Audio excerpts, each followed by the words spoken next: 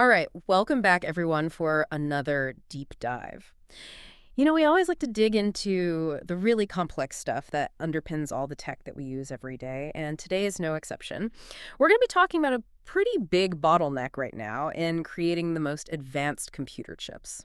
It's a tricky one. It is. It's something called, have you ever heard of this? Extreme ultraviolet lithography. UV lithography. EUV, yeah. Yeah. And our mission today is to figure out this one really specific challenge that's going on right now with EUV. Because it really is a challenge. Yeah, if we want to unlock the next era of computational power, this is a good place to start. For sure.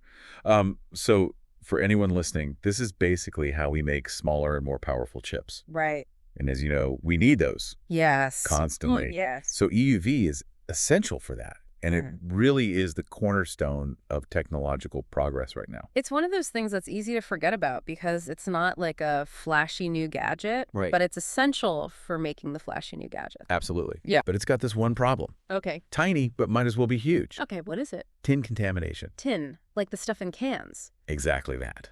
Wow. Okay, so how does tin get involved in EUV lithography?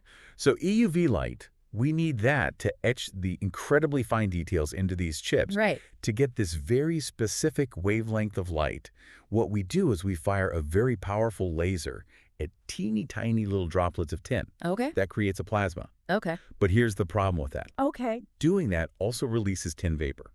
Oh, I see. So that's where the contamination comes in. Yeah, and that vapor can condense and form like this microscopic fog of tin particles inside the EUV chamber. Okay. Which doesn't sound like a big deal, but here's the thing about EUV lithography. Okay. It uses mirrors.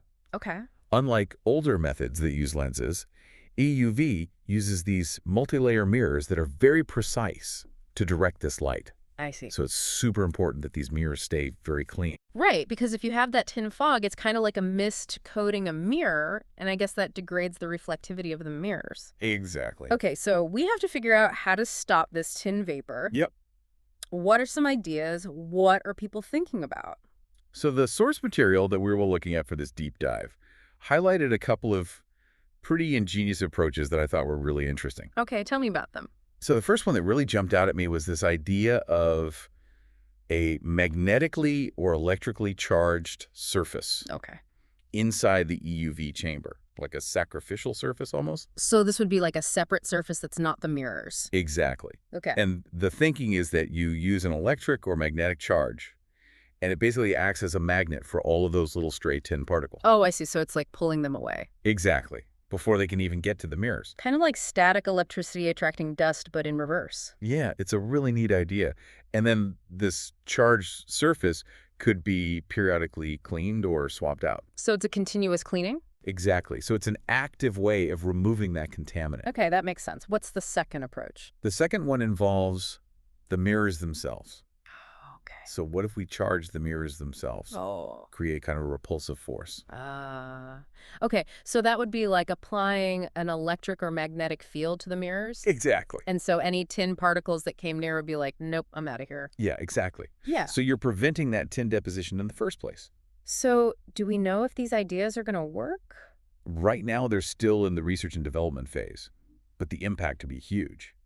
Yeah, I mean, if you could prevent the tin from getting on the mirrors in the first place, I guess that would really extend the life of the mirrors. Absolutely. And also, I guess, just improve the efficiency of the whole process. Exactly. Much higher output and consistency. So effectively managing this tin fog, it's all about making EUV lithography better. It's all about pushing the boundaries of technology. It's pretty amazing that something so tiny like tin particles can create such a big challenge. It is. But hey, that's the nature of cutting-edge tech. Right.